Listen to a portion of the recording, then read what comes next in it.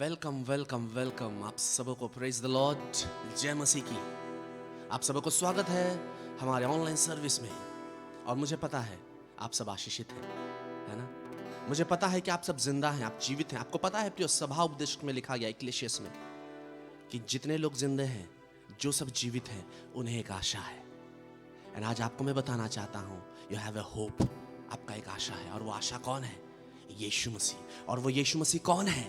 वो यीशु मसीह मेरा और आपका रखवाला है प्रियो। ओह यस, आइए प्रियो, वचन सुनने से पहले हम उस परमेश्वर की आराधना करें प्रियो। Oh yes. रखवाला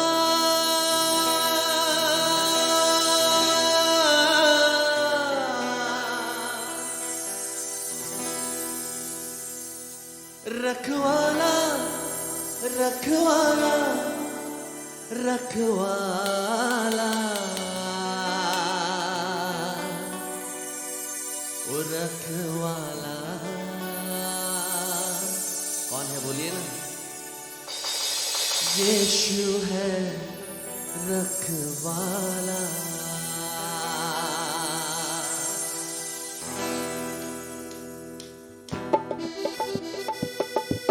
सही में प्रिय, आपको पता है किसी शायर ने कहा, जो रखता है मसीह यीशु पर विश्वास, वो रच सकता है एक नया इतिहास।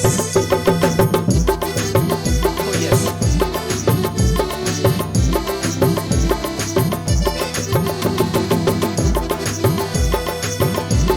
oh thank you Lord.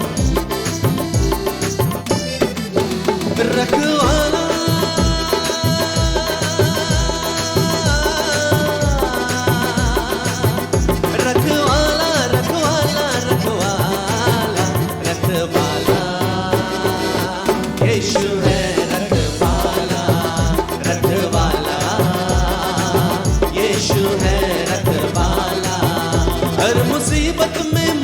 संभाला, हर मुसीबत में मुझको संभाला, हर मुसीबत में सबको संभाला, हर मुसीबत में सबको संभाला।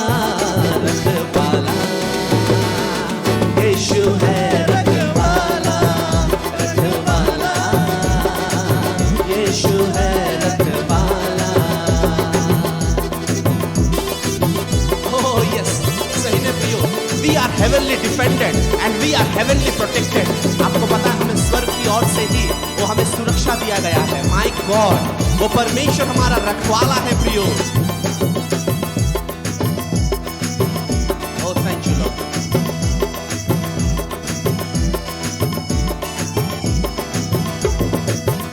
हर मुसीबत में वो काम आया मुझे, हर मुसीबत में वो काम आया मुझे। मरते मरते यीशु ने बचाया मुझे, मरते मरते यीशु ने बचाया मुझे। ओ मरते मरते यीशु ने बचाया मुझे। रखवाला सब कहिए, यीशु है रखवाला, रखवाला यीशु है रखवाला, रखवाला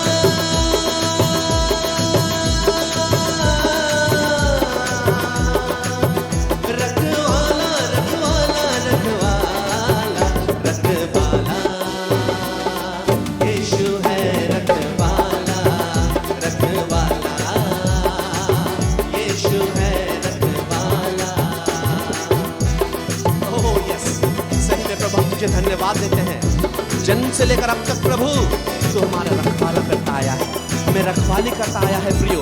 और हमें निश्चित तौर से ये मालूम है कि तू हमारा रखवाला है, और तू हमें कभी भी प्रभु वो नहीं छोड़ेगा और नहीं त्यागेगा।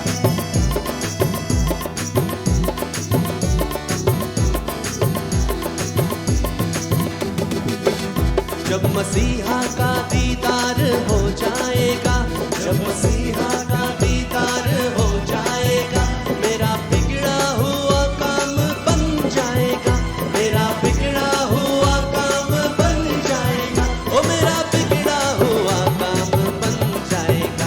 रखवाला यीशु है रखवाला, रखवाला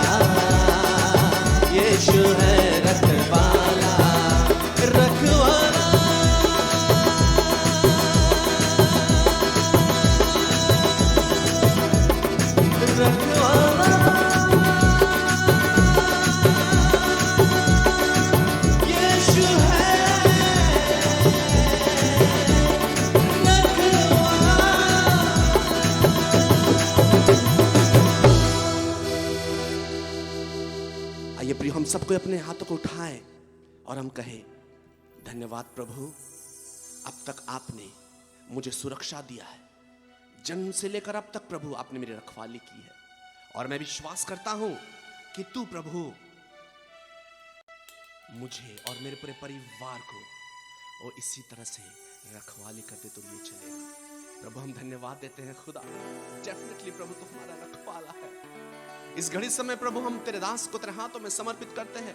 हम जब सब कोई वचन सुनने जा रहे हैं प्रभु, निश्चित तौर से उस अभिषेक को प्रभु आपने उनके ऊपर दिया है खुदा परमेश्वर।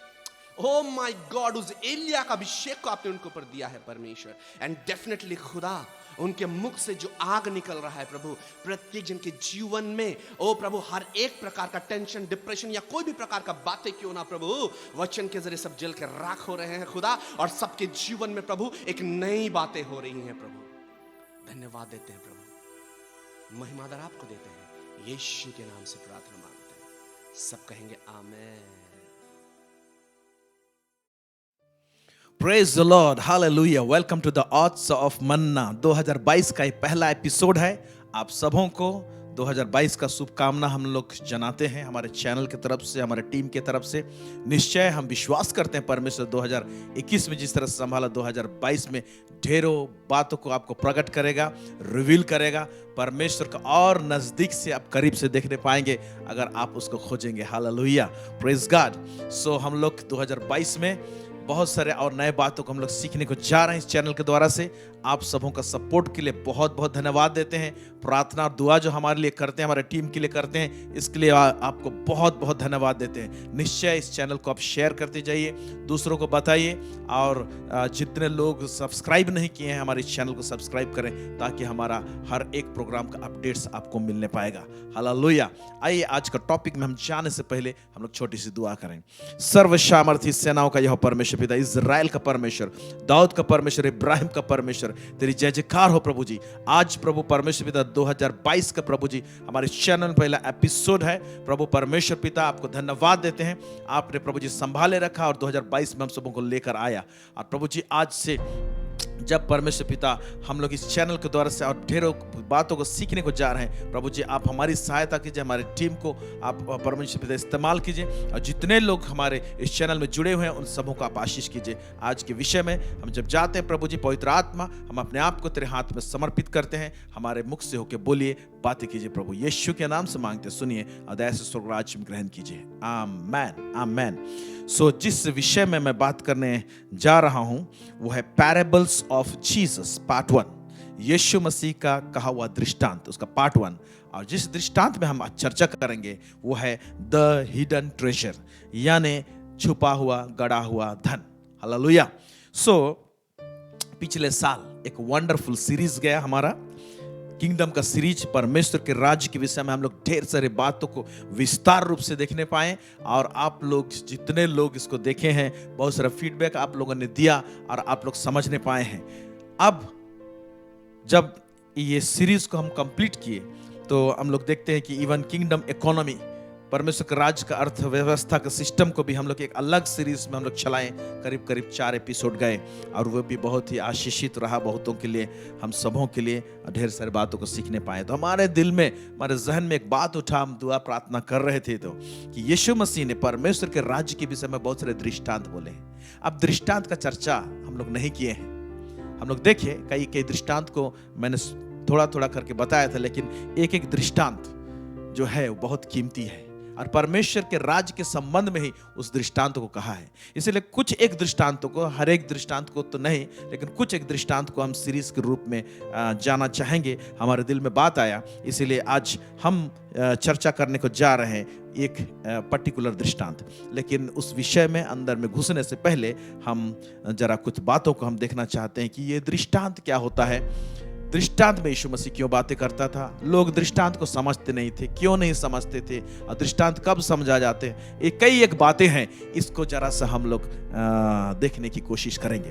पहला वचन हम पढ़ेंगे मत्ती रचित सुसमाचार, उसका 13वां अध्याय, उसका 34 से लेकर 35। यहाँ पर क्या लिखता है हम लोग देखेंगे। ये सब बातें यीशु ने दृष्टांतों में लोगों से कहीं, और बिना दृष्टांत वह उनसे कुछ ना कहता था। कि जो वचन भविष्यवक्ता के द्वारा कहा गया था वह पूरा हो। मैं दृष्टांत कहने को अपना मुंह खोलूंगा। Yes. मैं उन बातों को जो जगत की उत्पत्ति से गुप्त रही हैं प्रकट करूंगा। पर्टिकुलर इस वर्ष में देखिए कितना सुंदर बात लिखा हुआ है। यहां लिखा हुआ है, ये सब बातें यीशु ने दृष्टांत में लोगों से कही और बिना दृष्टांत वह उनसे कुछ ना कहता था।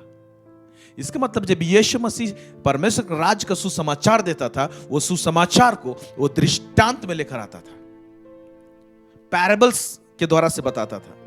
और यीशु मसीह दृष्टांत कहने को अपना मुंह खोलेगा, यीशु मसीह दृष्टांत के द्वारा से प्रचार करेगा। इसको भविष्यवक्ताओं ने भविष्यवाणी की पुस्तक में पहले से लिखा था। वहां क्या लिखा था कि जो वचन भविष्यवक्ता के द्वारा कहा गया था वह पूरा हो। भविष्यवक्ता लोग क्या बोले थे? मैं दृष्टांत कहने को अपना मुंह खोलूंगा। और उस दृष्टांत में होगा क्या? अब देखिए यहां पर खास बात लिखा हुआ है, मैं उन बातों को जो जगत की उत्पत्ति से गुप्त रही है। ध्यान दीजिए, गुप्त रही है। कब से? जगत की उत्पत्ति से। माने जगत को जब परमेश्वर ने बनाया उस समय से बहुत सारी बातें गुप्त में है। हालेलुया। और वो गुप्त बातें हैं जो कि हो सकता है कि यीशु मसीह का आने से पहले भी वो गुप्त बातें और राज की बातें खुली नहीं। लेकिन हम लोग धन्य व्यक्ति हैं कि यीशु मसीह जब आया तो उस गुप्त बातों को यीशु मसीह ने दृष्टांत में हमारे पास में रख छोड़ा है। बोलता है गुप्त उत्पत्ति से गुप्त रही है प्रकट करूंगा। लेकिन यहां पर एक बात है, गुप्त बातों को तो प्रभु ने बताया, लेकिन दृष्टांत में जब बताता है उन गुप्त बातों को तो वो गुप्त बातें गुप्त ही रह जाती है। क्योंकि दृष्टांत एक ऐसा प्रणाली है, टीचिंग का, शिक्षा का देने का एक ऐसा प्रणाली है जिसमें बात तो दिया जाता है लेकिन गुप्त तरीके से दिया जाता है। अब सवाल पैदा होता है कि एक तो जगत की उत्पत्ति से के समय से बातें गुप्त थी, तो उस बात को प्रभु यीशु ने दृष्टांत में गुप्त रीति से क्यों बताया? उसको तो यीशु मसीह खोल कर बताना चाहिए, लेकिन गुप्त बातों को गुप्त तरीके से बताया। यह है सवाल। इसका मतलब आज हमारे पास में भी दृष्टांत जब है और उसको नहीं समझे तो बात गुप्त के गुप्त रह गया। तो जब बात परमेश्वर का बात गुप्त रह गया तो उसमें जो धरा हुआ आशीष है वो हम तक कैसे पहुंचेगा? तो सवाल पैदा होता है कि यीशु मसीह क्यों इस तरह से कहता था। चेले लोग भी पूछते थे, मत्ती 13:10 में पढ़ रहा हूं। चेलों ने पास आकर उनसे कहा, तू लोगों से दृष्टांत में क्यों बातें करता है? उनका सवाल था। चेले लोग यीशु को इसलिए ऐसे बोल रहे हैं कि प्रभु आप दृष्टांत में बातें करते हैं। दृष्टांत बहुत लोगों को समझ में नहीं आता, इवन चेलों को भी समझ में नहीं आता था कई बार। तो बात तो यीशु मसीह बता देता था लेकिन फिर भी गुप्त रह जाता था दृष्टांत नहीं समझने के कारण से। तो लोग पूछते हैं क्यों लोगों से दृष्टांत में बातें करता है? यीशु उसका उत्तर देता है जो मत्ती 13:13 में लिखा हुआ, पढ़ रहा हूं। मैं उनसे दृष्टांत में इसलिए बातें करता हूं कि वे देखते हुए नहीं देखते और सुनते हुए नहीं सुनते और नहीं समझते। यीशु मसीह यहां पर रीजन बता दिया है कि क्यों मैं दृष्टांत में बातें करता हूं। क्योंकि ये लोग जो है जिनको मैं प्रचार करता हूं वो लोग देखते हैं लेकिन अनदेखा करते हैं, वो लोग सुनते हैं लेकिन अनसुना करते हैं। ये जो बातें हैं जो इनके अंदर में ना इंटरेस्ट नहीं है, इनके अंदर में जिज्ञासा नहीं है, इनके अंदर में भूख नहीं है, इनके प्यास नहीं है, तो क्यों मैं इतना कीमती गुप्त बातों को मैं इनके पास में ऐसे ही फेंक दूं?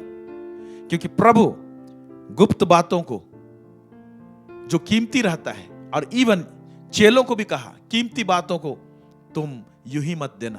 पढ़ेंगे एक वचन मत्ती 7:6 पद, यहां पर क्या लिखता है?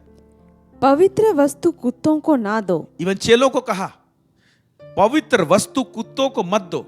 यानी दृष्टांत में बहुत सारे पवित्र वस्तु थे जो यीशु मसीह कुत्ता जैसे स्वभाव जो फाड़ खाने वाला है, ओके, स्वभाव ऐसे लोगों को नहीं बांटना चाहता है। फिर आगे क्या लिखता है? और अपने मोती सुअरों के आगे मत डालो। सुअर लोगों को पास में उनका कदर नहीं रहता है। आप मोती को रख दीजिए, कितना दामी है, कितना कॉस्टली है, वो उसको कदर नहीं करेंगे। तो जो लोग कदर नहीं करते हैं उनके पास बात तो पहुंचेगा लेकिन दृष्टांत में पहुंचेगा लेकिन समझने नहीं पाएंगे। फिर क्या कहता है? ऐसा ना हो कि वे उन्हें पांव तले रौंदें और पलटकर तुमको फाड़ डालें। हाँ, तो कई एक बार इसीलिए गुप्त और रहस्यमय बातों को गुप्त तरीके से बताया जाता है, गुप्त स्थान में बताया जाता है।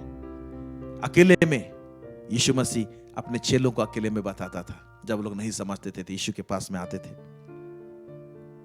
मत्ती 13 उसका 11 से 12 पढ़ेंगे, क्या लिखता है? उसने उत्तर दिया, तुमको स्वर्ग के राज्य के भेदों की समझ दी गई है। हाँ, चेलों को स्वर्ग की राज्य की भेदों की समझ दी गई है। हाँ, फिर पर उनको नहीं। उनको नहीं, बाहर के लोगों को मैं बताता तो हूं, दृष्टांत में जाता है, उनको समझ नहीं दी गई है, क्योंकि समझने का ही इंटरेस्ट नहीं है तो क्यों समझ दी जाएगी। जिनके पास में इंटरेस्ट रहेगा, अब चेले लोग अपना घर बार अपना व्यवसाय छोड़ के यीशु मसीह के पीछे लग गए थे। क्यों? क्योंकि उनके अंदर में प्यास था, क्योंकि उनके अंदर में जिज्ञासा था, वो जानने की कोशिश करते थे। और इसीलिए कई एक दृष्टांत को नहीं समझते थे। आप पढ़िएगा बाइबल में, वो लोग यीशु के पास में आते थे और पूछते थे, ये जंगली बीज का दृष्टांत क्या था, हमको समझ में नहीं आया, जरा सा बताइए। तो यीशु मसीह उनको खोल कर बताता था। एक जगह में लिखा हुआ है, यीशु मसीह लोगों को दृष्टांत में बताता था, लेकिन एकांत में अपने चेलों को उसका अर्थ समझाता था। हालेलुया। और जब समझाता था, उनको समझ दिया गया था, इसलिए लोग समझ नहीं पाते थे। Praise God. इसीलिए एक व्यक्ति समझाने वाला होना चाहिए और समझ का आत्मा हमारे जीवन में होना चाहिए। Praise God. और इनको समझ का आत्मा इनके ऊपर में काम करता था, इसलिए लोग समझ नहीं पाते थे। क्या लिखा है इसमें? क्योंकि जिसके पास है उसे दिया जाएगा, जिसके पास है उसे दिया जाएगा, और उसके पास बहुत हो जाएगा। बहुत हो जाएगा। हालेलुया। पर जिसके पास कुछ नहीं है, उससे जो कुछ उसके पास है वह भी ले लिया जाएगा। जिसके पास है, क्या है जिसके पास? जिसके पास इंटरेस्ट है, डिजायर है, इच्छा है, होड़ है, जुनून है, सच्चाई को जानने का, भेद की बातों को जानने का, रहस्यमय बातों को जानने का। हालेलुया। परमेश्वर उनको देगा और उनके पास में बहुत हो जाएगा। और धन्यवाद देते हैं, आप इस चैनल में जितने लोग हैं बहुत इंटरेस्ट के साथ में आप देखते हैं। कई लोग सवाल भी पूछते हैं, डायरी में अपना क्वेश्चंस को लेकर मुझे व्हाट्सएप करते हैं, मैं उनको क्लियर करता हूं। आप लोगों के पास में अगर हम जो टीच कर रहे हैं उसमें कुछ सवाल रहेंगे तो निश्चय आप व्हाट्सएप कीजिए, हम आपको वीडियो कॉल के द्वारा से, व्हाट्सएप वीडियो कॉल के द्वारा से आपको क्लियर करेंगे। बहुतों को हम क्लियर करते हैं। Hallelujah. Praise God. Amen amen. और एक कारण है कि यीशु मसीह दृष्टांत में बातें करता था। वो कारण यह है, नीति वचन 25:2 में यहां पर क्या लिखता है, पढ़ेंगे।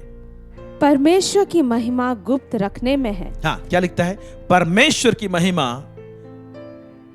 गुप्त रखने में है। बातों को कैसे रखने में? गुप्त। परमेश्वर की महिमा क्या होता है? बातों को जब गुप्त रखता है परमेश्वर। हाँ, फिर परंतु राजाओं की महिमा गुप्त बात का पता लगाने से होती है। लेकिन राजाओं की महिमा क्या होता है? गुप्त बातों का पता लगाने से होती है। अब यीशु मसीह परमेश्वर भी है और इस धरती में आया था, राजाओं का राजा होकर आया था। तो परमेश्वर का गुण को भी प्रकट करना है। तो यीशु मसीह गुप्त कैसे रखेगा अपने बातों को?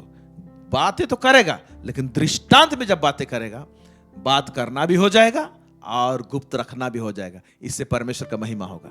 और राजा है, इसलिए क्या करेगा? वो गुप्त बातों को खोलेगा। कब खोलता है? जो लोग इंटरेस्ट लेते हैं, जो लोग इच्छुक रहते हैं, जैसे चेले लोग होते थे, पूछते थे इसका मतलब क्या है, पूछते थे। हालेलुया। तब यीशु मसीह उनको बताता था, राजा होकर उन गुप्त बातों को खोलता था, प्रकाश डालता था। सो यीशु मसीह परमेश्वर है और इस धरती में वो राजा के रूप में आया था, तो दोनों को बैलेंस करना था। इसीलिए दृष्टांत में यीशु मसीह बातों को प्रकट करता था। हालेलुया। Praise God. सो सोच कर देखिए कि ये दृष्टांत कितना गहरा इंफॉर्मेशन से लोडेड है। हालेलुया। भेद की बातों से, है ना, एक मोती समान बातों से ये दृष्टांत सब, जिसको आप नहीं भी समझे होंगे, लेकिन वो लोडेड है, जो आपके सामने में है, आप पढ़े हैं। लेकिन जब खुलता है इसमें से बात, तब हम लोग कितना आशीषित होते हैं। आमेन। Praise God. मरकुस 4:13 को मैं पढ़ रहा हूं। फिर उसने उनसे कहा, क्या तुम यह दृष्टांत नहीं समझते? तो फिर और सब दृष्टांतों को कैसे समझोगे? यीशु मसीह ने कहा, बीज बोने वाला दृष्टांत को जब बताया, चेले लोग आकर पूछते थे ये दृष्टांत का मतलब क्या है? तो यीशु ने कहा, ये पहला दृष्टांत मैंने कहा है, सबसे फाउंडेशनल दृष्टांत को मैंने कहा है, एकदम नींव का दृष्टांत को, जो कि ABCD है दृष्टांत का, बीज बोने वाला का दृष्टांत। अगर इसको तुम लोग नहीं समझे तो बाकी दूसरे दृष्टांत को कैसे समझोगे? इसीलिए मेरे प्यारे भाई और बहनों, मैं आप लोगों को बताना चाहता हूं, बीज बोने वाला का दृष्टांत मैं कई एक जगह जब प्रचार किया हूं, तो वो बीज बोने वाला का दृष्टांत ऐसा डिजाइन करके परमेश्वर ने दिया है कि उसमें एक ही बातें प्रकाशित नहीं होती है, कई एक बातों को उसके द्वारा से प्रचार करते समय प्रभु रिवील करता है। और मैंने प्रचार किया है इस एंगल से, उस एंगल से, इस आयाम से, उस आयाम से, बहुत प्रकार के आयाम से हमने उसको समझा है। और वो एप्लीकेशन में आता है, इस्तेमाल में आता है प्रचार करने का टाइम में। तो सोचिए उसमें इतना रहस्यमय बातें हैं। तो चेलों को कहता है अगर ये दृष्टांत को तुम नहीं समझते तो दूसरे दृष्टांत को कैसे समझोगे? इसलिए पहले आप दूसरे दृष्टांतों को समझना चाहते हैं तो बीज बोने वाला का दृष्टांत को बार बार पढ़िए और रिवील करेगा प्रभु, उसमें वंडरफुल बातें रिवील करेगा। आपको इतना सिंपल लगता है ना, लेकिन इतना गहरा है वो। प्रेज गॉड, एक एक वर्ड, एक एक सेंटेंस उसमें जो है बहुत ही गहरा बात सब लिखा हुआ है। इसलिए बीज बोने वाला का दृष्टांत आप लोग बार बार पढ़िए और प्रभु से बोलिए कि प्रभु मुझे समझाइए इसको। उसमें और भी बहुत सारी बातें प्रभु आप सबको समझा सकता है बारीक से, एक एक बातों को। हालेलुया, आमीन। सो आइए हम लोग इस दृष्टांत को समझने की कोशिश करते हैं, जो आज आपका हमारा विषय है, थीम है hidden treasure, the hidden treasure, छुपा हुआ धन। ओके, तो कौन सा वचन को हम उठाए हैं आज, जो दृष्टांत को हम समझना चाहते हैं, वो है मत्ती 13 उसका 44। मत्ती 13 उसका 44, इसको पढ़ देंगे। स्वर्ग का राज्य खेत में छिपे हुए धन के समान है, जिसे किसी मनुष्य ने पाया और छिपा दिया, और मारे आनंद के जाकर अपना सब कुछ बेच दिया और उस खेत को मोल ले लिया। एक ही वर्ष में एक दृष्टांत बोला है। मैं आपसे पूछना चाहता हूं, कभी इस वचन को आपने बारीकी से पढ़ा है? और ये दृष्टांत क्या बोलना चाहता है? पवित्र आत्मा ने आपको रिवील किया है, प्रकट किया है। मैं फिर से बताना चाहता हूं, एक दृष्टांत केवल एक ही मीनिंग नहीं बता सकता है, बहुत सारे बातें बता सकता है। लेकिन यहां पर जो बातों को हम समझने पाए और पवित्र आत्मा ने जो रिवील किया, उस बातों को थोड़े से शब्दों में आप लोगों के बीच में मैं लाना चाहता हूं। देखिए यहां पर कहता है, स्वर्ग का राज खेत में छुपे हुए धन के समान है, जिसे किसी मनुष्य ने पाया और छुपा दिया, और मारे आनंद के जाकर अपना सब कुछ बेच दिया और उस खेत को मोल ले लिया। अंग्रेजी में लिखा हुआ है इस तरह से, and the kingdom of heaven is like unto treasure hid in a field that which when a man had found he hid it, and for joy therefore goeth and selleth all that he had and buyeth that field. Hallelujah. अब इसमें 3 महत्वपूर्ण question हम लोग पूछ सकते हैं। एक, ये जो धन जो है इसको गाड़ के क्यों रखा हुआ है? ये गड़ा हुआ धन क्यों है? पहला। दूसरा जो सवाल है, इस व्यक्ति ने जब उसको पाया उसे छुपा दिया, क्यों? मैं समझता हूं यहां पर वही जगह में जहां पर पाया था उधर ही गाड़ के उसको छुपाया है, मैं इसे समझता हूं। हालेलुया। फिर उसके बाद में तीसरा जो सवाल जो होता है, क्यों सारे चीज को बेचकर फिर इस जमीन को खरीद लेता है? तो हर एक के सवाल के साथ में क्यों क्यों क्यों आप जोड़ सकते हैं। क्यों छुपा हुआ, गड़ा हुआ है? क्यों वो व्यक्ति पाता है फिर से छुपा देता है? फिर क्यों वो व्यक्ति सारे चीजों को उसके पास में संपत्ति रहती है उसको बेच डालता है और उसके बाद इस जमीन को खरीद लेता है? क्यों?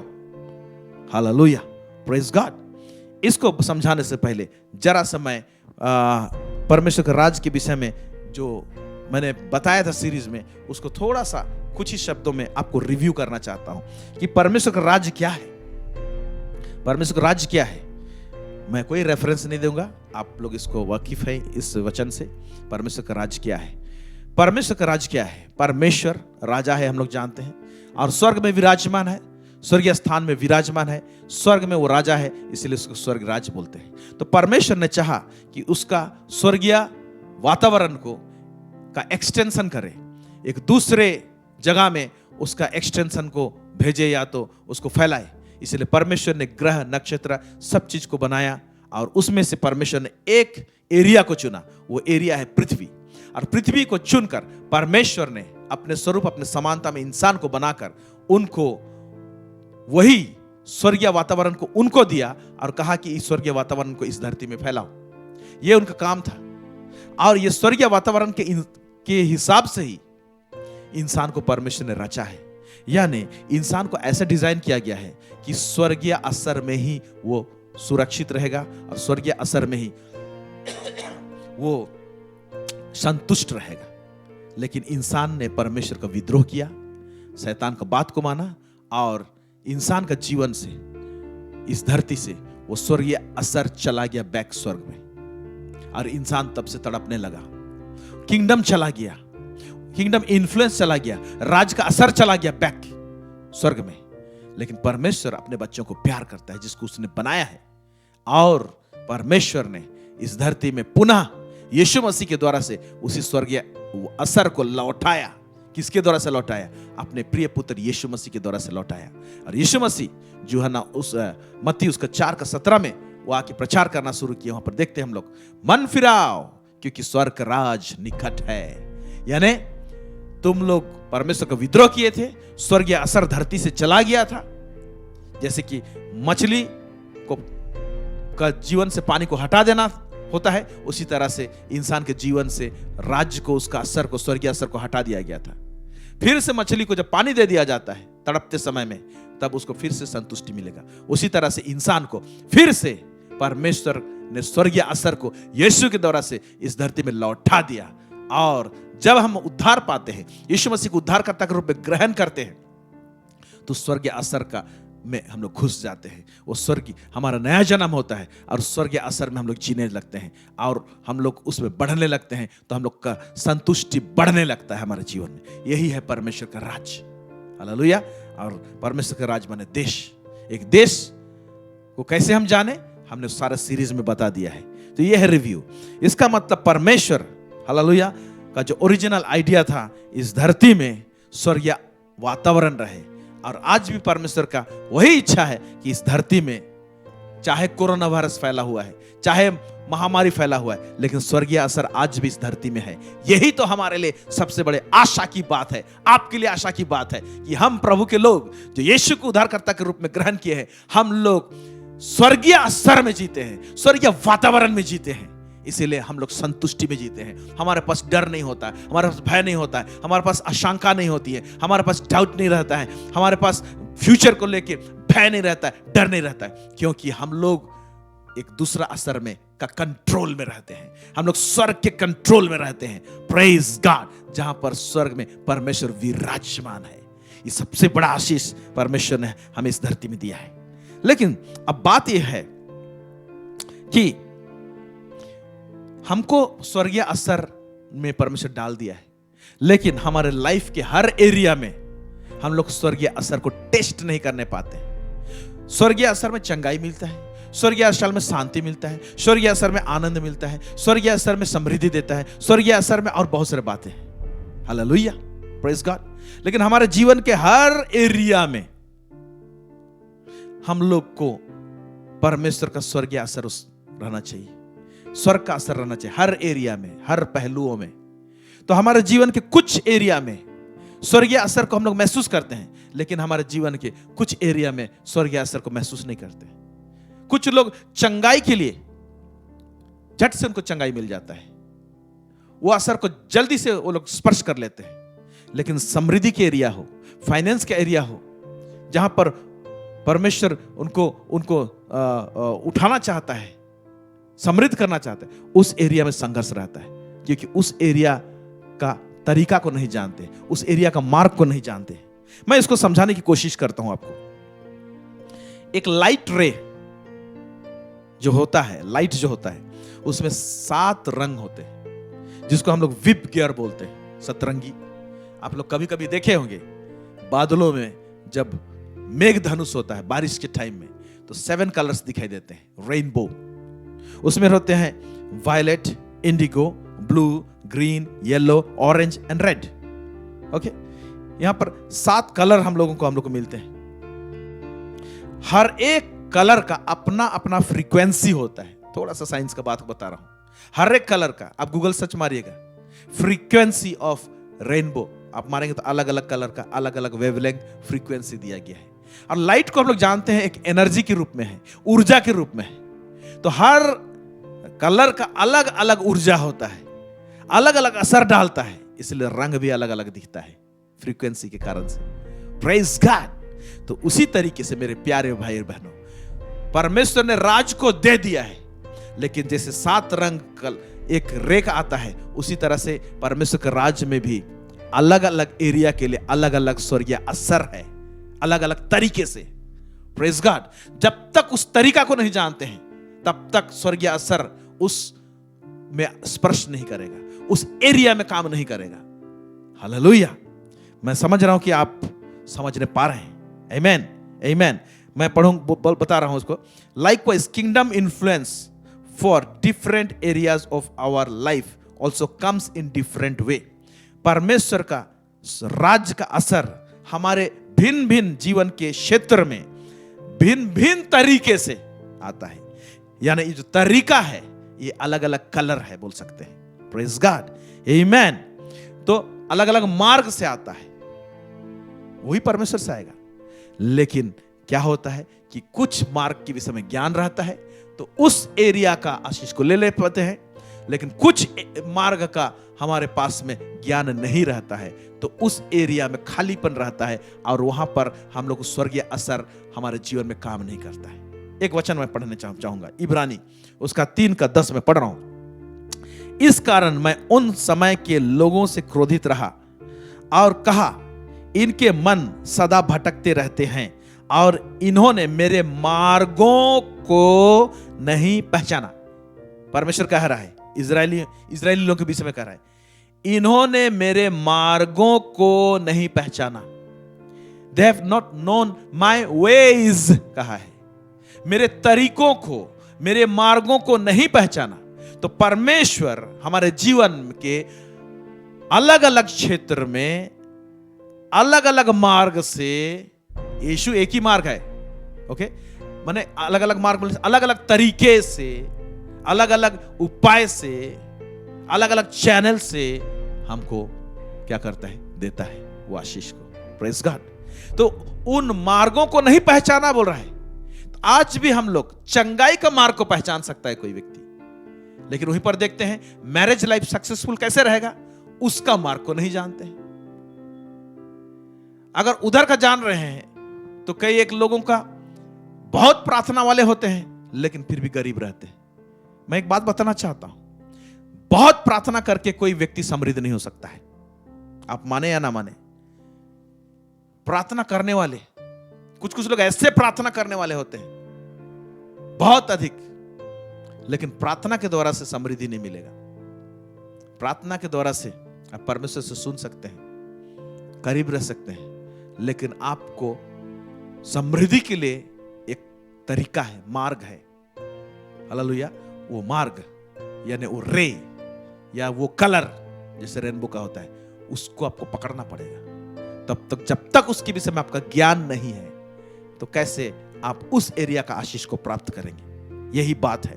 हालेलुया। इसीलिए आमोस 5:4 में यूं लिखा है, यहोवा इज़राइल के घराने से यूं कहता है, मेरी खोज में लगो तब जीवित रहोगे।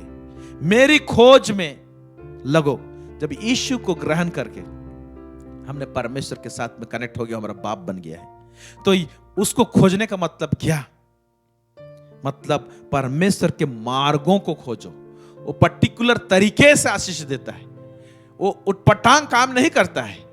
कई जो बातें हैं पर्टिकुलर, एक तरीका है, हर एक चीज का एक रास्ता है, एक मार्ग है, उसी तरीके से परमेश्वर काम करता है और हमको उस तरीके से परमेश्वर आशीष देना चाहता है। तो जब तक उन मार्गों को नहीं जानेंगे, यानी what to seek, seeking the ways of God और getting the knowledge of the ways of God, यानी परमेश्वर के मार्गों का ज्ञान को प्राप्त करना कि किस तरीके से ये पर्टिकुलर आशीष हमारे जीवन में आएगा, उसका ज्ञान आपको और मुझे रहने की आवश्यकता है। आमीन। फिर से इस दृष्टांत को पढ़ना चाहूंगा, मत्ती 13 उसका 44 पढ़ रहा हूं। स्वर्ग का राज खेत में छिपे हुए धन के समान है, जिसे किसी मनुष्य ने पाया और छिपा दिया और मारे आनंद के जाकर अपना सब कुछ बेच दिया और उस खेत को मोल ले लिया। आमीन। इसको समझने की कोशिश करते हैं। हम एक व्यक्ति के जीवन में परमेश्वर का राज्य का असर कैसे होता है?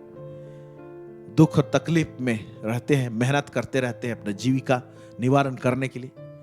कई एक प्रेशर में रहता है इंसान, और अचानक से परमेश्वर की योजना के अनुसार क्या होता है कि वो व्यक्ति स्वर्गीय असर को टेस्ट कर लेता है। पहला असर परमेश्वर क्या देना चाहता है? वो उद्धार का आनंद। इसलिए यहां पर लिखा हुआ है, मारे आनंद के जाकर। एक व्यक्ति को पहला आनंद कब देगा? स्वर्गीय असर में। फर्स्ट आनंद कौन सा देना चाहता है? उद्धार का आनंद। Praise God. अब उद्धार का आनंद एक व्यक्ति पा सकता है, लेकिन यहां पर देखते हैं ये उद्धार का आनंद पाकर ये व्यक्ति, मतलब वो जो पहला जब खुदाई कर रहा था, इसको और थोड़ा सा मैं स्पष्ट करना चाहूंगा क्योंकि दृष्टांत है, आप इसको एक्सप्लेन कर सकते हैं। मैं समझता हूं ये व्यक्ति एक मजदूर होगा, क्योंकि ये खेत भी अपना नहीं है, इसको खरीदना पड़ रहा है, तो मजदूरी काम कर रहा होगा। स्थिति परिस्थिति ठीक नहीं है इसका, और वहां पर काम करते करते क्या हुआ, दूसरे की जमीन में मालिक कोई और है, वहां पर उसको गड़ा हुआ धन मिल गया। जब मिल गया तो एक सवाल यहां पर पूछना है, ये धन को, सिर्फ इतना ही धन को जो मिला, उसको लेकर घर आके साइलेंट रहना चाहिए? लेकिन ऐसा नहीं करता है, वो धन को वहीं पर गाड़ देता है। फिर जो कुछ रहता है उसका अपना संपत्ति, उसको बेचकर इसको मान लेता है।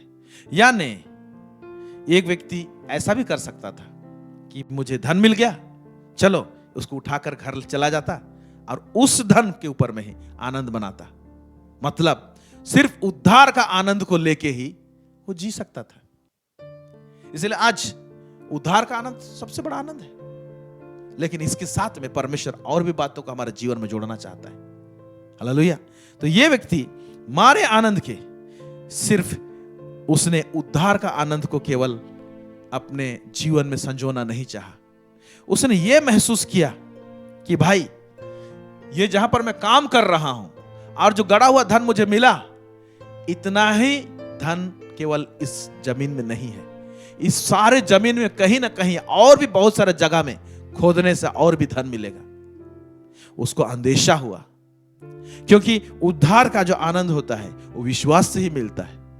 तो विश्वास का नजर जब आ जाता है हमारे अंदर में, तो विश्वास के नजर से हम देखने पाते हैं कि और भी बहुत सारे बातें हैं। हालेलुया। गहरा तक देख सकते हैं हम लोग। जब गहरा तक देखेंगे तो उस तक पहुंचने की कोशिश करेंगे। और इसने गहराई से देख लिया कि इस खेत में जहां पर मैंने काम किया, थोड़ा सा मुझे धन मिला और इसमें मुझे जब इतना आनंद मिल रहा है, अगर इसकी पूरी खुदाई करूंगा और इसका खुद का इसका मालिक बन जाऊंगा, तो मैं इत्मीनान से खुदाई करूंगा तो ना जाने कितना, और इसमें धन, डिफरेंट काइंड ऑफ धन इसमें है, जब मिलेगा तो मेरा आनंद भरपूर हो जाएगा। भरपूरी का आनंद मेरे जीवन में होगा।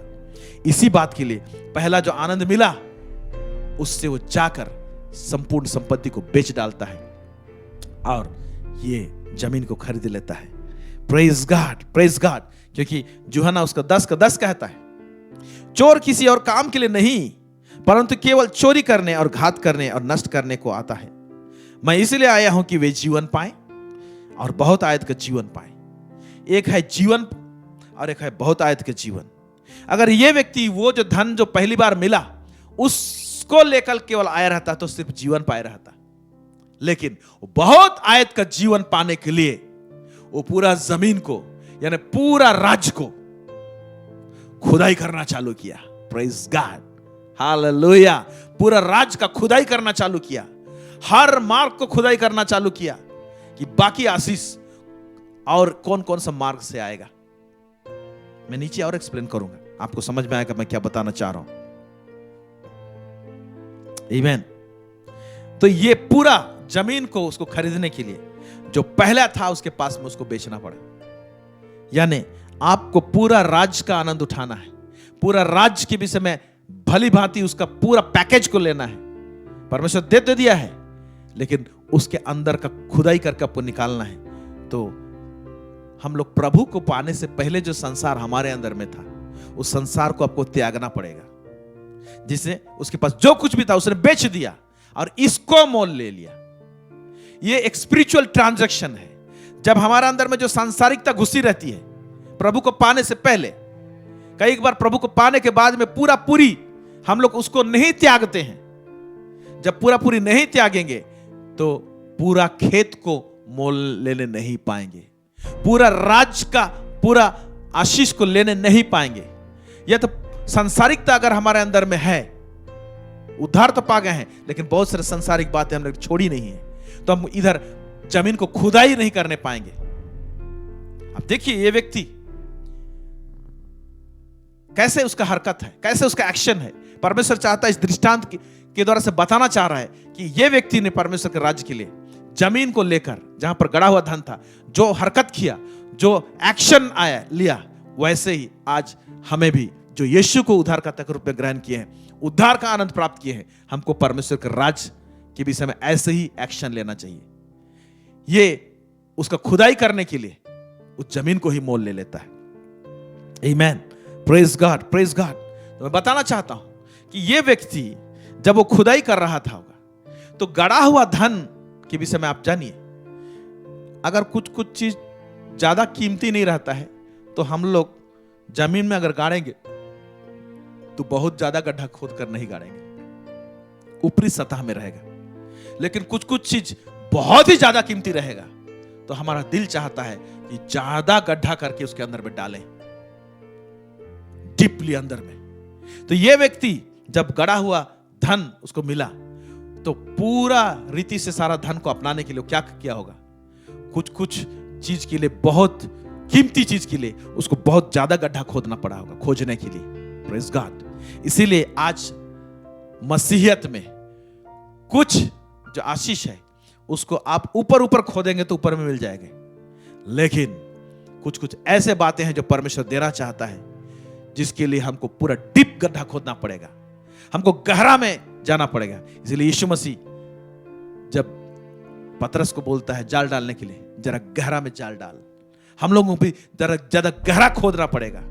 डीपर रेवलेशन चाहिए, गहरा प्रकाशन चाहिए, गहरा ज्ञान चाहिए। कुछ लोग ऊपरी ज्ञान में संतुष्ट हो जाते हैं और लोग ऊपरी ऊपरी आशीष में संतुष्ट हो जाते हैं, लेकिन परमेश्वर का राज इतना विशाल है, उसका आशीष इतना अनलिमिटेड है, उसका असर इतना अनलिमिटेड है कि जब जितना हम लोग ज्यादा खोदेंगे उसका असर हमारे जीवन में ज्यादा से ज्यादा होगा और हमारा जीवन भी वैसे असरदार हो जाएगा। Praise God, hallelujah. इसीलिए प्रकाशन प्राप्त करने के लिए खुदाई कीजिए। परमेश्वर के राज्य में आप हैं, हर एक मार्ग को जानिए, परमेश्वर का तरीकों को जानिए, और ये तरीका को जानना, उसका मार्ग को जानना, यही प्रकाशन है। हालेलुया। नीति वचन उसका 18 उसका 15 पढ़ रहा हूं आपके लिए। समझ वाले का मन ज्ञान प्राप्त करता है और बुद्धिमान ज्ञान की बात की खोज में रहते हैं। कितना सुंदर बात लिखा है, समझ वाले का मन ज्ञान प्राप्त करता है। जब हम समझने लगते हैं ना, और हम आनंद से भर जाते हैं, वाह क्या बात सब है, हालेलुया। तो हम लोग उस ज्ञान प्राप्त करता है और ज्ञान प्राप्त करता है, और बुद्धिमान ज्ञान की बात की खोज में रहते हैं। अगर आप बुद्धिमान हैं तो परमेश्वर के मार्गों के ज्ञान की खोज में आप लगे रहेंगे। क्यों? क्योंकि आप भरपूरी का जीवन को जीना चाहेंगे। आमेन, हालेलुया। एक सिर्फ जीवन है और एक भरपूरी का जीवन है। इसीलिए पूरा जमीन को इसने खरीद लिया, ताकि मैं इस जमीन को खरीद लेता हूं, मेरा घर भी वहीं पर रहेगा, मेरा खटिया डालूंगा वहीं पर, मैं वहीं पर सोऊंगा, खोदूंगा, खुदाई करते रहूंगा, मैं पूरा टाइम इन्वेस्ट करूंगा और कोई छीनने नहीं पाएगा, क्योंकि जान रहे बहुत कीमती है। Praise God, hallelujah. नीति वचन 24:5 क्या लिखा हुआ है? बुद्धिमान पुरुष बलवान भी होता है। हाँ, बुद्धिमान पुरुष बलवान भी होता है, और ज्ञानी जन अधिक शक्तिमान होता है। और ज्ञानी जन अधिक शक्तिमान होता है। आत्मिक जगत में हम लोग शक्तिमान कैसे होंगे? ज्ञान प्राप्त करेंगे तब, परमेश्वर के मार्गों को जानेंगे तब, परमेश्वर के मार्गों का ज्ञान रहेगा तब। Hallelujah, praise God. इसलिए नीति वचन 1:22 में प्रभु यूं कहता है, पढ़ेंगे, हे भोले लोगों, तुम कब तक भोलेपन से प्रीति रखोगे? हे भोले लोगों। हम लोग भोले लोग बहुत सारे होते हैं, सिंपल, माने ज्यादा ज्ञान नहीं है, सिंपल भोले लोग। कब तक तुम भोलेपन से प्रीति रखोगे? थोड़ा सा धन प्राप्त करके क्यों तुम उतने ही में संतुष्ट रहना चाहते हो, ये बोल रहा है। फिर हे ठट्ठा करने वालों, और कुछ लोग तो ठट्ठा करने वाले होते हैं। तुम कब तक ठट्ठा करने से प्रसन्न रहोगे? हाँ, ठट्ठा करने से प्रसन्न रहोगे। फिर हे मूर्खों, हाँ, तुम कब तक ज्ञान से बैर रखोगे? और जो लोग ज्ञान से बैर रखते हैं, जब गहरा गहरा शिक्षा टीचिंग्स दिया जाता है, तो ये शिक्षा मुझे नहीं चाहिए, क्या बता रहे हैं, क्या मतलब। अरे ध्यान से सुनिए, कितना गहरा बात का अड्ढा अंदर से खोद के परमेश्वर का दास निकाल के दे रहे हैं आप लोगों को। लेकिन कितने लोग समय नहीं देते हैं। टीवी देखने के लिए समय होता है, मोबाइल में झांकने के लिए समय होता है, लेकिन इस प्रकार का ज्ञान की बात है जब आती है, लोग उत्सुकता से इंतजार नहीं करते हैं कि कब वो प्रोग्राम आए, कब प्रभु का दास बताए। हालेलुया। मैं भी बहुत सारे प्रभु के दासों से सीखता हूं, समझता हूं। मैं भी बहुत सारे प्रभु के दास लोगों, सेलेक्टेड लोगों का चैनल को मैं फॉलो करता हूं। एक एक मैसेज को रिपीटेडली देखता हूं जब तक कि उसके तह तक ना पहुंच जाऊं। रिपीटेडली कुछ चीज को मैं 5-5 मिनट में उसको मैं रिवर्स करता हूं, रिवाइंड करता हूं और करके सुनता हूं, क्या बोल रहा है, क्या बोल रहा है, क्या बोल रहा है। ऐसे ऐसे जब उस समय जब बोलते रहता है, क्योंकि प्रभु का अभिषेक जन है, और जब हम ध्यान से सुनते हैं तो परमेश्वर पवित्र आत्मा मदद करता है उसमें से और बातों को निकाल कर देने के लिए। हालेलुया। हम इस प्रकार से मेहनत करते, सुनते हैं, समझते हैं, प्रभु के पास में आते हैं, प्रार्थना करते हैं, फिर परमेश्वर बहुत सारे बातों को रिवील करता है। आमीन। अगर आप इस तरह से इंटरेस्ट लेंगे, ज्ञान प्राप्त करेंगे, गहरा में जाएंगे, तो आप भरपूरी का आनंद में जिएंगे। हालेलुया। आमीन, आमीन। इसीलिए होशे 4:6 में प्रभु ने कहा है, मेरे ज्ञान के ना होने से मेरी प्रजा नष्ट हो गई। मेरी प्रजा बोल रहा है, दूसरी की नहीं, परमेश्वर की खुद की प्रजा लोग ज्ञान के ना होने के कारण से नष्ट हो जाते हैं। तूने मेरे ज्ञान को तुच्छ जाना है, इसलिए मैं तुझे अपना याजक रहने के अयोग्य ठहराऊंगा, इसलिए कि तूने अपने परमेश्वर की व्यवस्था को तज दिया है। मैं भी तेरे बाल बच्चों को छोड़ दूंगा। परमेश्वर का ज्ञान नहीं होने के कारण से लोग नष्ट होते हैं। परमेश्वर का तरीकों को जान जाना, ज्ञान प्राप्त करना बहुत सारा चीज को बदल डालता है, चेंज लेकर आता है। एक वचन पढ़ेंगे, सब उपदेशक 10:10 क्या लिखता है? यदि कुल्हाड़ा थोथा हो हाँ, और मनुष्य उसकी धार को पैनी ना करे। अगर कुल्हाड़ा थोथा हो, ब्लंट हो, कुल्हाड़ा सामने का चोखापन जो है वो थोथापन हो, तो बोलता है मनुष्य उसको चोखा नहीं करेगा तो अधिक बल लगाना पड़ेगा, परंतु सफल होने के लिए बुद्धि से लाभ होता है। बुद्धि से लाभ होता है। बुद्धि से पहले हमको इंफॉर्मेशन चाहिए, ज्ञान चाहिए। ज्ञान आएगा, उसको समझेंगे, एक्शन करेंगे, उसमें हरकत करेंगे, उसको बुद्धि कहते हैं। हालेलुया। तो यदि कुल्हाड़ा थोथा हो, तो बहुत सारे लोग थोथा कुल्हाड़ा को चला रहे हैं, ज्ञान नहीं है। शायद ऐसे करने से हो जाएगा, शायद वैसे करने से हो जाएगा। एक ताला दिया गया है, चाबी का गुच्छा ढेर सारा दिया गया है, और टाइम लग रहा है कौन वाला चाबी में खुलेगा। अगर पर्टिकुलर ताला के लिए पर्टिकुलर चाबी आपको मालूम है, तो डायरेक्ट गुच्छा से आप वही चाबी निकालेंगे, डालेंगे, खुल जाएगा ताला, आप अंदर जाने पाएंगे, दरवाजा खुल जाएगा। लेकिन नहीं जानने के कारण से चाबी को एक्सपेरिमेंट लग करते रहेंगे, टाइम बर्बाद होता है।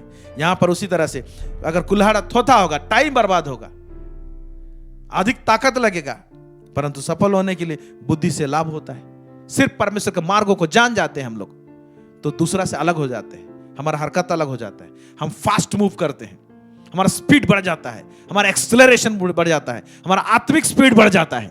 प्रेज गॉड, आमीन। कई एक जगह बहुत प्रार्थना करने से नहीं होता है, लेकिन कई एक जगह सिर्फ घोषणा करने से काम होता है। कई एक जगह क्या होता है, हम लोग क्या करते हैं, हम लोग बहुत सारे लोग अपने लिए प्रोफेसी नहीं करते, चुपचाप रहते, मुंह बंद करके रखते हैं, काम नहीं होता है उनके जीवन में। अलग अलग तरीके हैं क्या करना चाहिए, कौन सा टाइम है, इस बात को जानना चाहिए। एक उदाहरण आपको देना चाहेंगे, जब ज्ञान रहता है, मार्गों को जानते हैं, तो कैसे मैटर टू अलग हो जाता है। एक घटना पढ़ेंगे हम लोग, जहां पर एक व्यक्ति यीशु के पास में आता है, क्या बोल रहा है, मत्ती 17 उसका 14 से लेके 21 पद क्या कह रहा है यहाँ पर। जब वे भीड़ के पास पहुँचे तो एक मनुष्य उसके पास आया और घुटने टेक कर कहने लगा, हे प्रभु मेरे पुत्र पर दया कर। हाँ, क्योंकि उसको मेरे पुत्र पर दया कर बोल रहा है, क्योंकि उसको मिर्गी आती है और वह बहुत दुख उठाता है और बार बार आग में और बार बार पानी में गिर पड़ता है। एक व्यक्ति अपने बेटे को दुष्ट आत्मा सताता है, उसका उल्लेख यीशु के पास में कर रहा है। फिर आगे क्या होता है? मैं उसको तेरे चेलों के पास लाया था, हाँ, क्या बोल रहा है? मैं उसको तेरे चेलों के पास लाया था, पर वे उसे अच्छा नहीं कर सके। अब देखिए, क्यों अच्छा नहीं कर सके? कुछ परमेश्वर के मार्गों के लोग नहीं जान रहे। तेरे चेलों के पास में लिया था, लेकिन वो लोग ठीक नहीं करने पाए। मेरा समाधान नहीं हुआ। आज ऐसे ही हम परमेश्वर के पास में बहुत सारे चीज के लिए कुल्हाड़ा चला रहे, समाधान नहीं हो रहा है, क्योंकि परमेश्वर के मार्गों को नहीं जानते। हम परमेश्वर के राज के अंदर में हैं, लेकिन उसको खुदाई नहीं कर रहे हैं। ये व्यक्ति जो है, जमीन को सिर्फ खरीद लेने से होगा ना? जमीन को खरीद लेके घर बना देने से केवल नहीं होगा, या ऊपर छप्पर बनाने से केवल नहीं होगा, अपना खटिया डाल के सोने से नहीं होगा। वो जमीन को खरीदा इसलिए ताकि मैं और खुदाई करूंगा, हर एक एरिया को पूरा एड़ी चोटी खुदाई करूंगा, कहां कहां पर और धन छुपा हुआ है, कितना गहरा में छुपा हुआ है, उसको निकालने के लिए। जैसे थोड़ा सा धन मिला, आनंद मिला, जैसे उसमें से और ज्यादा से ज्यादा धन मिलेगा, वो आनंद भरपूरी हो जाएगा, उसका भरपूरी का जीवन हो जाएगा। कहने का मतलब, ये धन मिलना क्या है? परमेश्वर का ज्ञान वो धन है, परमेश्वर का तरीका वो धन है। लोगों के पास में हर एरिया का परमेश्वर का मार्ग का ज्ञान होना चाहिए। प्रेज गॉड, आमेन। हाँ, आगे देखिए क्या लिखता है। यीशु ने उत्तर दिया, हाँ। हे अविश्वासी और हठीले लोगों, हे अविश्वासी और हठीले लोगों, मैं कब तक तुम्हारे साथ रहूंगा, कब तक तुम्हारी सहूंगा? उसे यहाँ मेरे पास लाओ। मैं कब तक मैं खुद ही करते रहूंगा? कब तुम लोग खुद से करोगे? मैं जब नहीं रहूंगा तो क्या करोगे तुम लोग? परमेश्वर की बातों को जान लो, समझ लो, क्योंकि यीशु मसीह ने, मैं जो करता हूं विश्वास करोगे तो तुम भी ऐसे करने पाओगे, वरन इससे बड़े बड़े काम करने पाओगे बोला है। कब करने पाएंगे? जब परमेश्वर के मार्गों को जानेंगे। हालेलुया। फिर आगे। तब यीशु ने दुष्टात्मा को डांटा और वह उसमें से निकल गई। चेले लोग लगे थे कितना घंटा से, दुष्टात्मा निकले ही नहीं। ओके, थोथा कुल्हड़ा मार रहे हैं, ताकत भी अलग लगाना पड़ रहा है उसको, चोखा नहीं है। यीशु मसीह का पूरा कुल्हाड़ा चोखा है। ये एक डांट मारा, दुष्टात्मा भाग गया वहां से। Praise God. उसी तरह से जब परमेश्वर के मार्गों को जानेंगे हम लोग, और पर्टिकुलर एक मार्ग को हम लोग अप्लाई करेंगे, इस्तेमाल करेंगे हमारे जीवन में, समस्या समाधान हो जाएगा। परमेश्वर के राज्य में, परमेश्वर के राज्य में इस प्रकार की बातें होती है। आगे पढ़ेंगे। और लड़का उसी घड़ी अच्छा हो गया। उसी घड़ी अच्छा हो गया। ओके।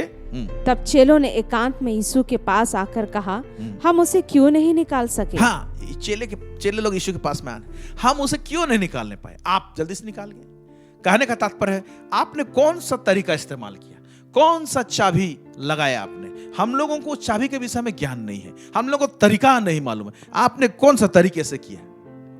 यानी यीशु मसीह पिता परमेश्वर का तरीका को जानता था। हालेलुया। देखिए तो कितना अलग। चेले लोग नहीं करने पाए, यीशु तुरंत कर दिया चुटकी भर में। तो जब ज्ञान रहता है तो इट मेक्स डिफरेंट, सब चेंज हो जाता है। ये फर्क पड़ता है। परमेश्वर का ज्ञान जब रहता है, उसके मार्गों का ज्ञान रहता है, ये फर्क हो जाता है। दूसरा लोग करेंगे और आप करेंगे, फर्क रहेगा। हालेलुया।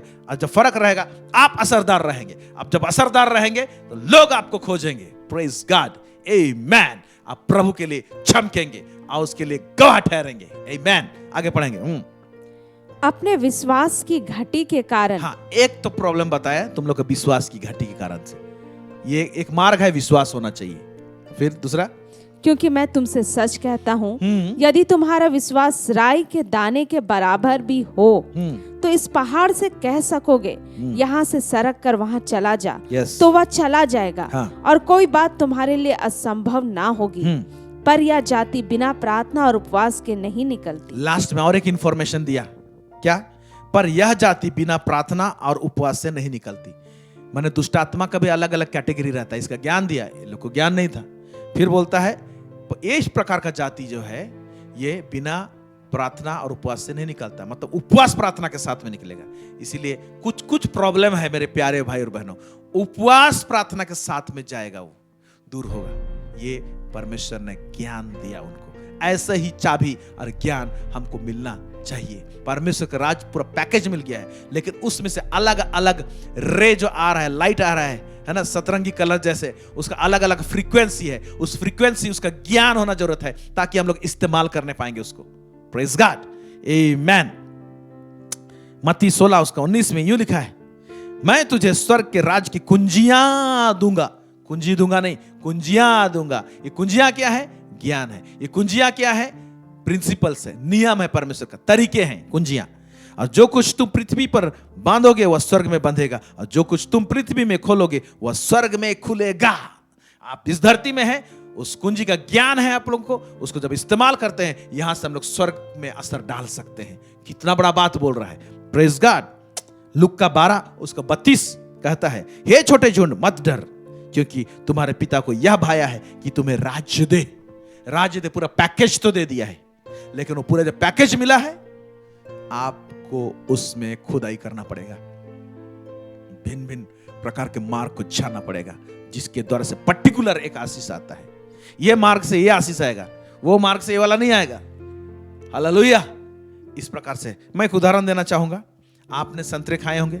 संतरा एक जो आप लेते हैं उसका ऊपर में पूरा छिलका रहता है। जैसा ऊपर का कवर हटाते हैं, अंदर में आपको अलग अलग पार्ट मिलता है, कम से कम नहीं तो 7 या 8 उसमें से और अंदर में मिलते हैं।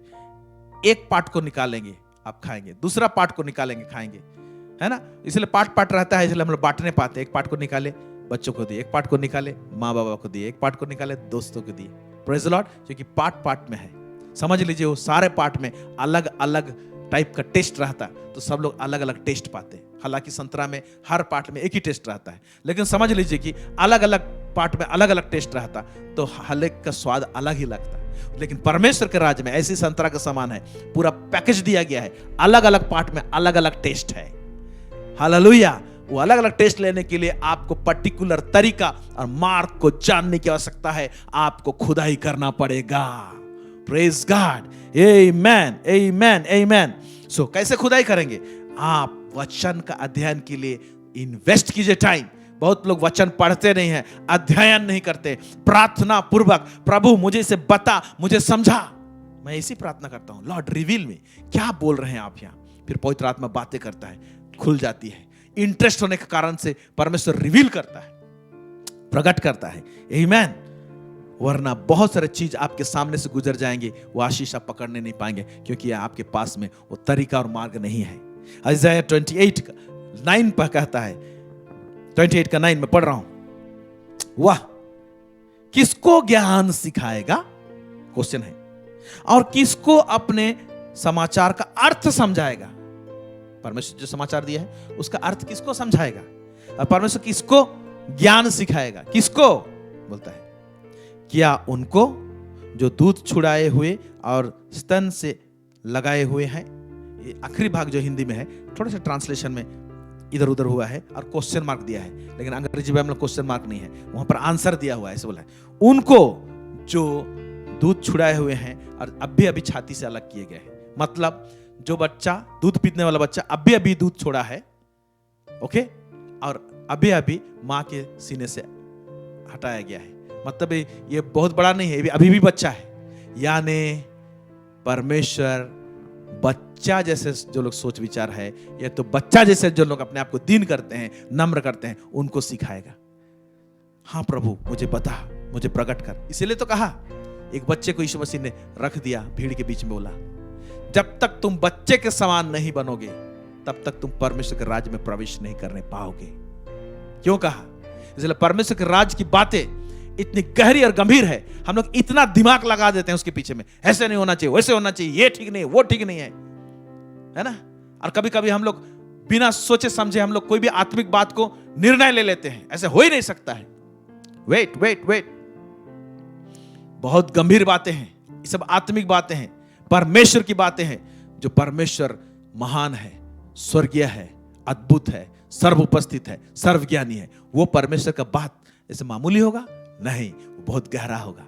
इसीलिए परमेश्वर का राज्य आपको मिल चुका है, उस राज्य में आप खुदाई कीजिए और हर एरिया का नॉलेज को गेन कीजिए, जानिए, ताकि आपका आनंद भरपूरी में बदल जाए और हर एरिया में आपके जीवन में परमेश्वर का राज्य का आशीष दिखाई देने पाएगा। हालेलुया। प्रभु इस वचन के द्वारा से आप सबों को अधिकाई से आशीष दे।